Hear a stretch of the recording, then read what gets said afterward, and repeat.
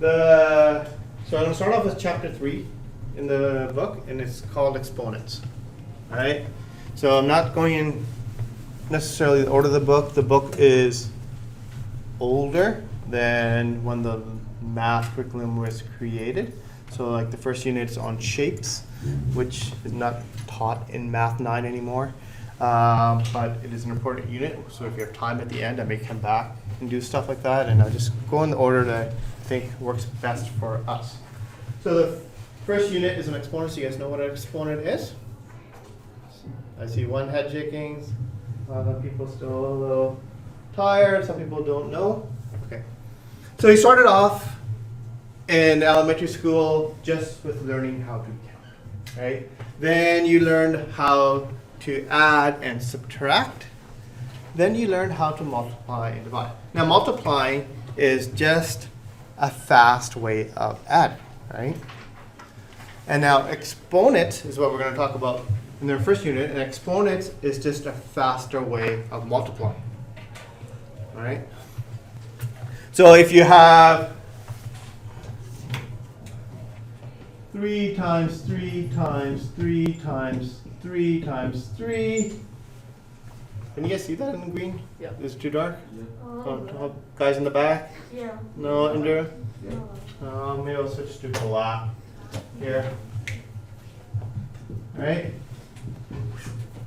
Although this is not hard to do, typing in your calculator, by using exponents, you actually can do it quite quickly. Now, the exponent form of this looks like this, and there's a button in your calculator that you push, and it gives you what the product of this is, right? And it just goes faster. Now, exponents, I'm just going off topic, is a little bit, when you graph them, and we don't do that in Math 9, not until you get into grade 11, you start talking about exponents and how they graph. They sort of look like this, a super fast growing curve. It goes like this, right? Does it look a little familiar from all the stuff you've been seeing on the news? All right? Bacteria growth, human population growth, they all follow exponential paths, right? And when they talk about flattening the curve and they're talked about, is this okay? How's the number of cases? It all has to do with how quickly is that growing. And that depends on this number here. How fast is it doubling? And they want to keep it at a certain steepness, and then just so it doesn't get out of control, because they can grow really, really fast. And you at grade 9 now are just slowly getting introduced to this concept. By grade 11, the stuff that you're talking about on the news stuff, you should understand, especially if you take chemistry and math, right? And you do a lot of work with these kind of functions, okay? So, looking at our notes,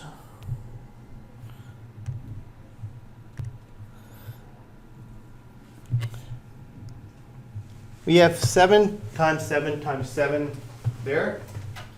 To write that as an exponent, you go 7 to the exponent 3. Yeah, have you guys seen those little floating things up in the air before, the superscript? Right? Right. Now, before we start going into this, there's some terminology I want you to know. And unfortunately, some of the words that are the definitions kind of get misused in the common everyday language. So a power consists of a base and an exponent.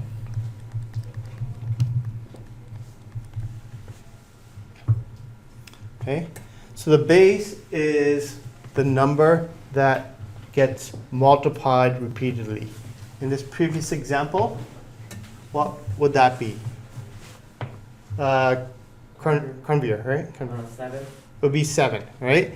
And in this example here, that would be, if it was a 7 here, that'd be the 7 here.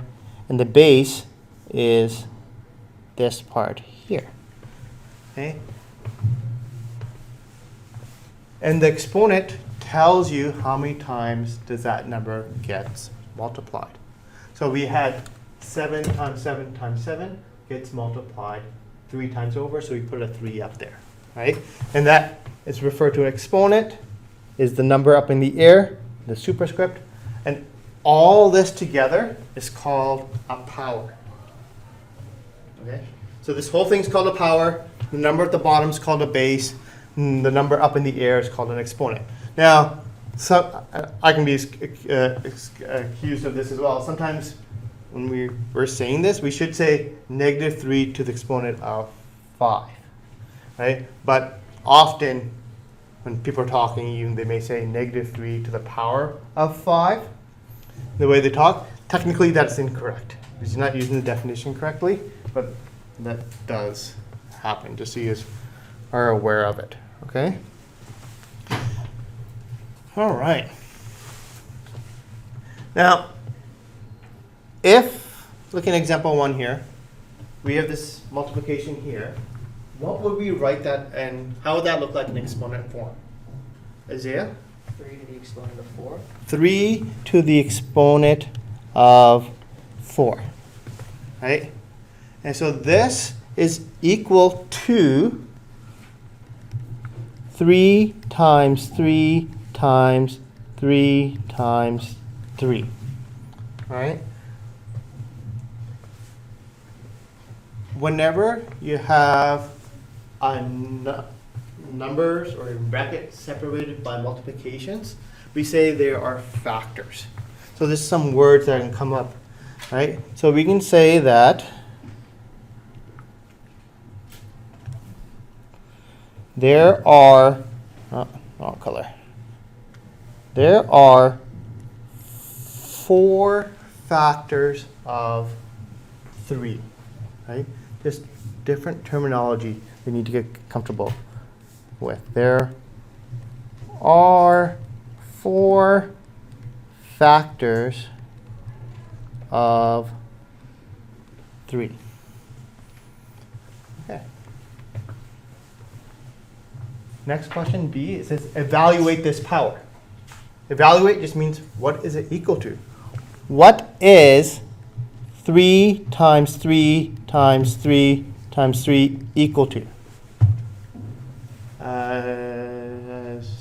Jacob? 81. 81. And you just did that in your head, huh? Or use your calculator? No, I did it in my head. Right? 3 times 3 is 9. Another 3 times 3 is 9. Bring it together, that's 81. But I also want you to be able to do this on your calculator. Now, this has sometimes caused students frustrations. Depending on the calculator you have, they work slightly differently. So this is one thing I want you to try. And if it doesn't work, you ask me for help. All right? Because everybody's calculator works differently. So how do you do this on your calculator? So it's quick, right? Now, on my calculator, if you go to grade 10 and you go to the academic math, you don't need to use a graphing calculator like this. But whenever I talk grade 10s, I start encouraging students to start getting these kind of calculators. If you're older siblings, you'll see it. Not until grade 11 do you actually need to use one of these, right? So how do you do this on your calculator? Now, that depends on your calculator. On my calculator, I have this button that looks like half an arrow.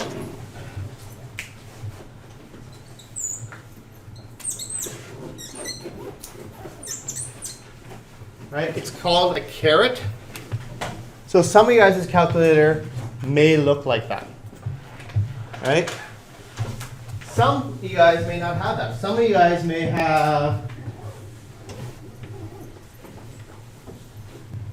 a button that looks like X, Y, or AB, or BA. You may have to hit 3xy4, 3ab4, or something like that. Or you may actually have to do it in the reverse order, 4ab3, depending on how your calculator works. So try it in your calculator, push the buttons, and see if it equals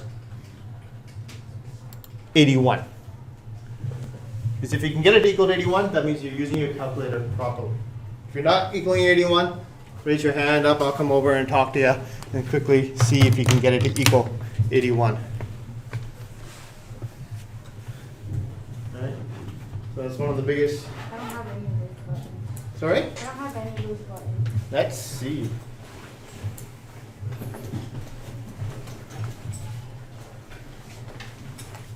Your calculator is, yeah, doesn't have any of those buttons. You need a little bit more, you need a scientific calculator. Right? So, yeah. Alright. So when you go to people or something like that, just ask for a scientific calculator. You need that for Math 9, Science 9, and Grade 10. Right? Anybody else? Yes.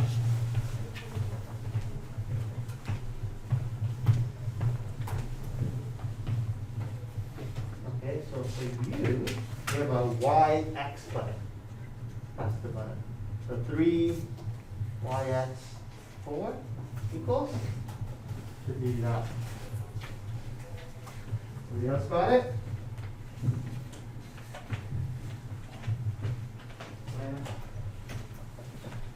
So now this chapter, you can do it without having a scientific calculator, but it just makes your life so much easier. Right? Go to Walmart, they're like $10 or under, pick them up. Right?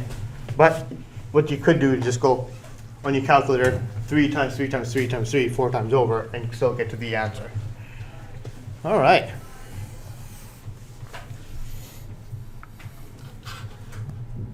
So I think that went smooth. Sometimes it takes a while for everybody to get those going. So take a moment and see if you can, on your calculator, using the exponent button, calculate, what did I do with my pen now? The next two here. We have 4 to the exponent 2 and 2 to the exponent 3. All right? So if you don't have the exponent button, multiply it out by the number of times you have to. All right? So how many times would we have to multiply 4 if you weren't using exponents? Okay.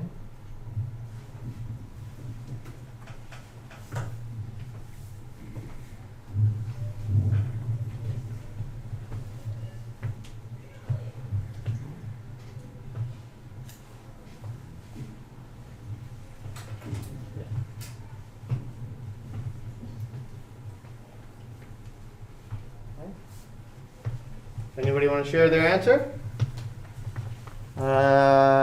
Carnvier, and for the first one, I got Braden for the next one.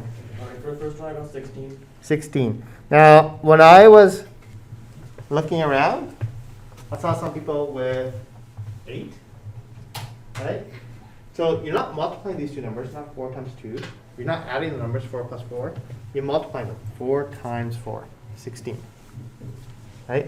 This is equal to 4 times 4, which is 16. All right? Braden? 8. 8? Right? So this is 2 times 2 times 2, which is equal to 8. Right? Now, I've picked these two examples because there are some of the more common exponents that we deal with. Exponent 2 is referred to as squared. So we can say this as read as 4 squared. Right? So anything with exponent 2, you say squared, right? common language to help things up. Anything with exponent 3, we say cube, right? So read as 2 cubed. Okay. Now, how this links with some of your previous math as well is when you do anything squared, is you're multiplying two numbers together, right?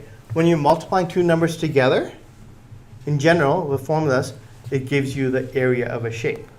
So you gotta think, okay, if I'm doing squared, it could give me an area.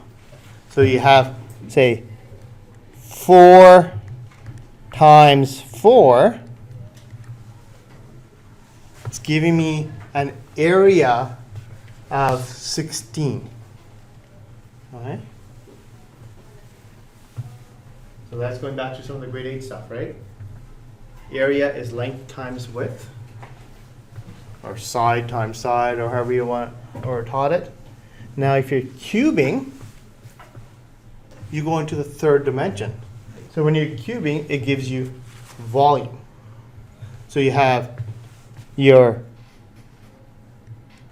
length and your width, but it also gives you a depth. So things to keep in mind, right? If they say this object has a length of 4 meters, what's its volume? You go, okay, volume is going to be 4 cubed. It gives you 4 times 4 times 4. You calculate it out, all right? Let's go to the next side. Let's do 5 cubed. So if you have a calculator, try using your exponents.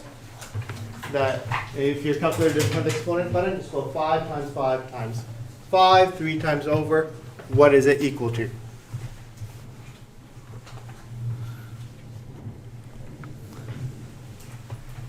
David?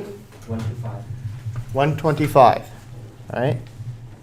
And if you're not coming up with these numbers, is this a calculator thing? In a moment, we're going to stop to do some practice questions. Just call me over. I'll help you over.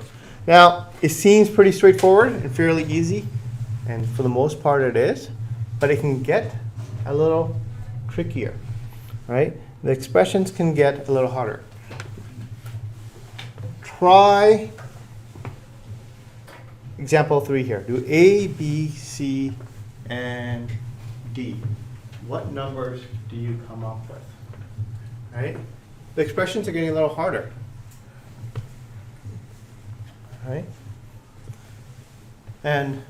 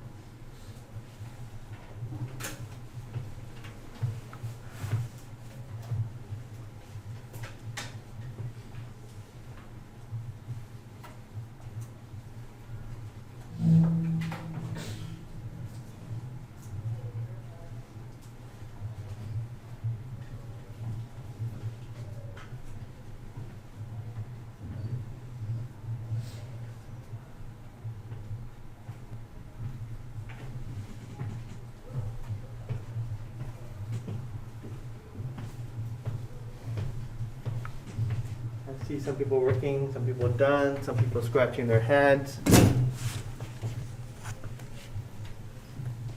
I like seeing all of that.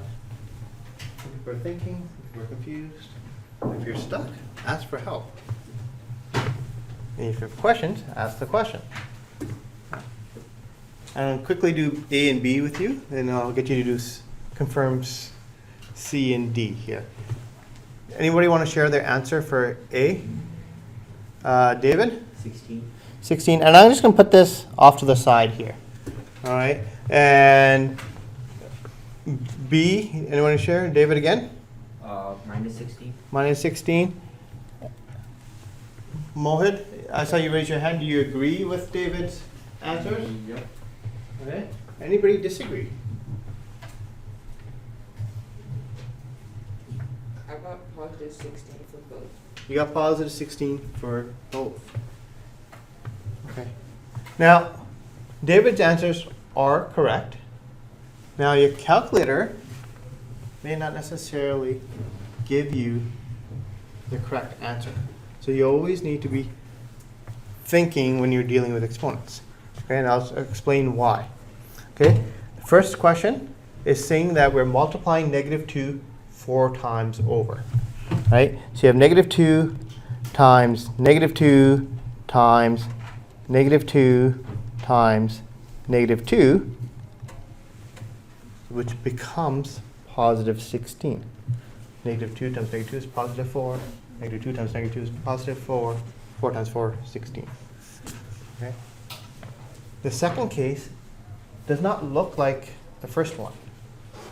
The way exponents works, if you have a bracket, the exponent only applies to the number it's directly touching. So this 4 only applies to the 2. This 4 applies to everything inside of this bracket. So what's actually happening here is we have -1 times 2 times 2 times 2 times 2, which is equal to 16 times -1, which is -16.